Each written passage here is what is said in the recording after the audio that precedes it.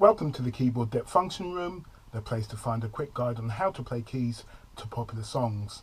Today, Outstanding by American soul group The Gap Band from their 1982 album entitled Gap Band 4. The song became a hit when it was released as a single, first in America in 1983. The song was written by Gap Band member Raymond Calhoun and has been sampled by hip-hop and R&B acts too numerous to mention. A few notables being Mary J. Blige, Blackstreet, Ice Cube. The song was covered by Kenny Thomas in the 90s, becoming a hit in the UK. The song has been described as soul, R&B, funk, boogie, electro-funk, disco. The keyboard part is a driving acoustic piano which uses octaves in the left hand and a sparse placement of chords in the right hand.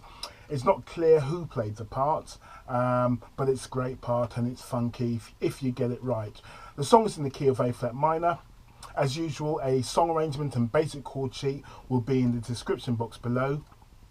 If you find these videos helpful, please remember to like and share, subscribe to the channel and hit the notification button so that you don't miss out on any new content. So here's how I might play it.